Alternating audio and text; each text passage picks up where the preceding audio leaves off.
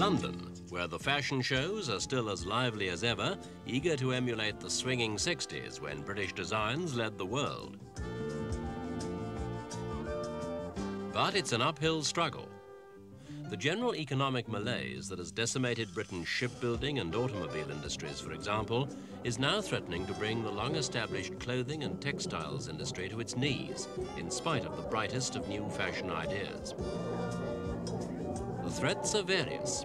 There's the old problem of cheap imports, either raw materials or finished products, while the comparatively strong pound sterling and high borrowing rates make exporting more difficult.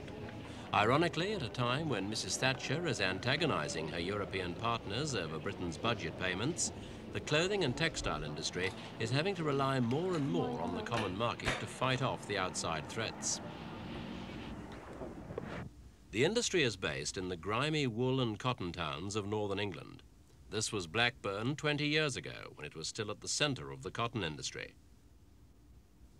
But today, most of the chimney stacks, and with them the cotton mills, have disappeared.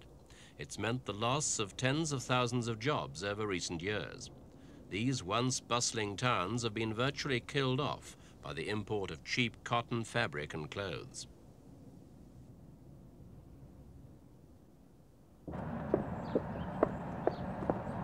If a chimney survives, that means a mill has survived too. And here is an example of the triumph of hope over adversity, a modern £6 million spinning mill, the first new mill in the region for over half a century.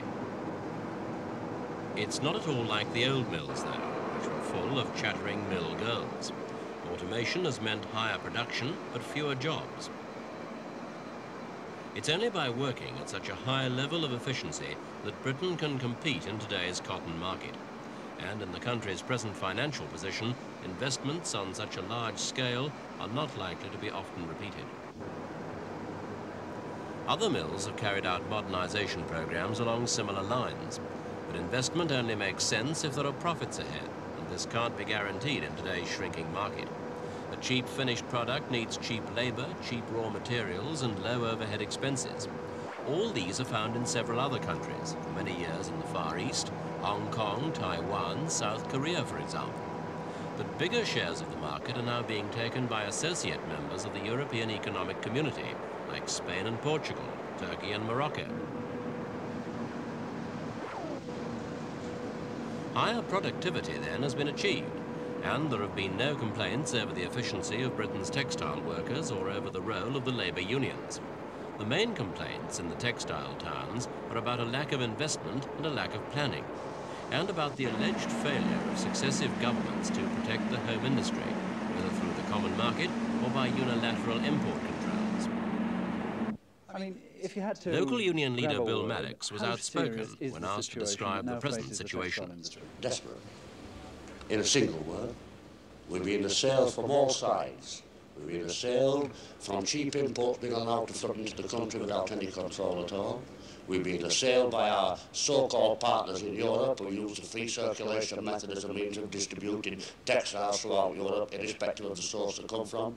We've been assailed by America with cheap energy policy, which is undercutting and undermining the man-made fibres market, and especially the tufted carpet side.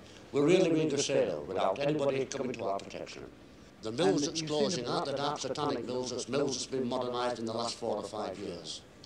What would you say to people, though, who said, yes, it is a great tragedy and a great pity, but really it's an industry we shouldn't be in anymore anyway because other people are better at it, and after all, other jobs can perhaps be found for these people? Well, I think that will be the shortest-sighted argument I've ever heard.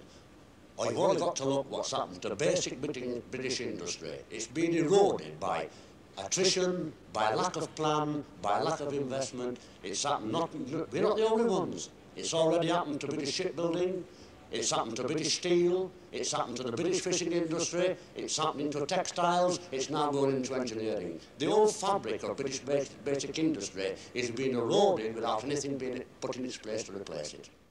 Now what's the answer? Pessimistic view, and one reflected across the Pennines in Yorkshire. This is the old Wool Exchange building in Bradford, a survivor of the Victorian age, when Britain's textile industry enjoyed its finest hour. Today, a few aging men meet once or twice a week to talk about old times and to discuss what little business remains.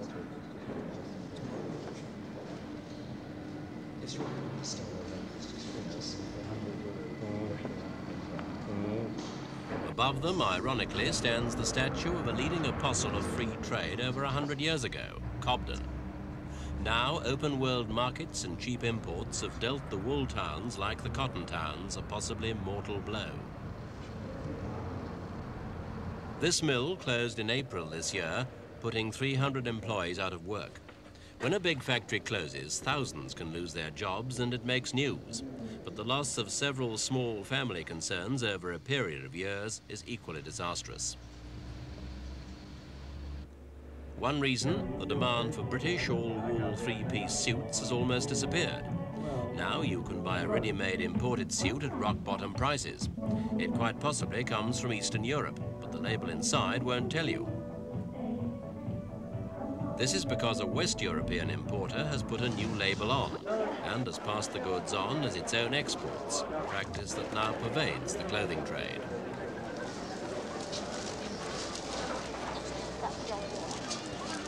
So clear labelling is welcome, even if it reads foreign made.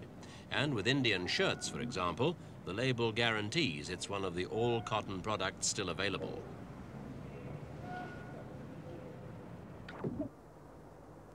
As Britain's cotton mills fall into disuse, other textile factories are being built to take advantage of the man-made fibres revolution.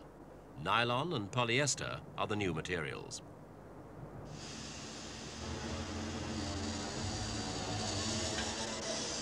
The process starts with a strange-looking byproduct of the petrochemical industry, which comes in the form of white granules. With Britain's North Sea oil wealth, this industry should have a rosy future, but again, foreign competitors are undercutting British prices. This time, it's not the developing world, but the United States that is responsible.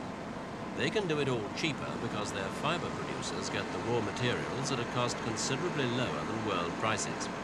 Europe, for example, pays between 30 and 70% more. So the cost factor, coupled with an aggressive sales policy, has seen the American share of Europe's man-made fibres market climb steadily over the last few years.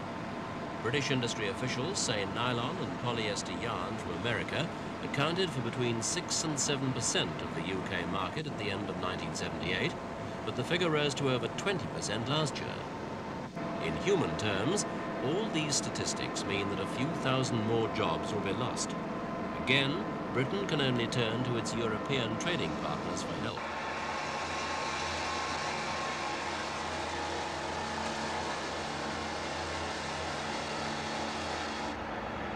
In London's East End now, where this small trousers factory has found a way of keeping one step ahead of the gathering gloom.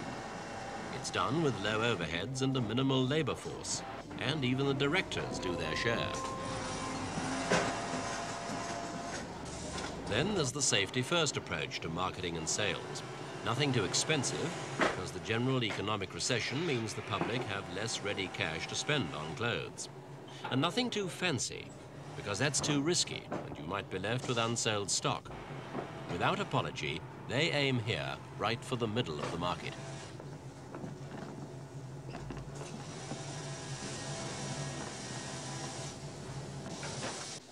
One way to survive, then, is to think small and take no risks. But it's also an admission that the popular end of the market has been lost to the third world. And what about the top end of the market? High fashion will probably survive because the customer will still pay for quality. But where expensive prints and fabrics are concerned, there's another sad tale to tell. European manufacturers have become established in this area over the years, while their less specialized British counterparts have been blown this way and that by the shifting economic winds. Now, we've seen that We on the asked cheap Edward end G, of the market, a Britain's British clearly lost textile out manufacturer, totally to the third world. whether and the other top places. end had Are now you been saying lost, that we've as well as the lost bottom out in the end. top end of the market as well? It would appear so at this moment in time, so much so that when people say, you know, that we are getting beautiful designs from the continent, it's quite ironic that a lot of those designs are English designers. So it doesn't mean to say that we've not got the people that can, you know, bring the designs into the UK. The people are here, but they're having to go abroad because the manufacturers aren't here in the UK. So the retailers often have to go abroad to find clothes and textiles at prices that attract the public. And that's why the whole industry is in a deep crisis. But there are some rays of sunshine. Trade with developed countries is showing a profit. And sales to common market countries have in fact trebled since Britain joined the community. So a new term in the industry, item marketing, is now fashionable. This means finding out exactly what the better quality markets want, for example, prestige raincoats, knitwear and tweeds. It means careful forward planning and sympathetic support from both the British government and the common market. This is the main lifeline left for the ailing industry, a view shared both by management and employees, and expressed most forcefully by union leader Bill Maddox.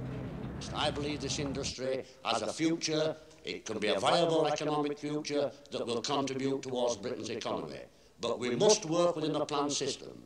What we really require in European terms, in my opinion, is for Europe and Britain to plan what the textile industry of Europe needs, what its future role is, what size it's going to be, what size of the European market is going to have to cater for the home market, what its export performance is going to be. Having decided that, argued it out, then we've got to defend it, same as other countries defend their basic industry.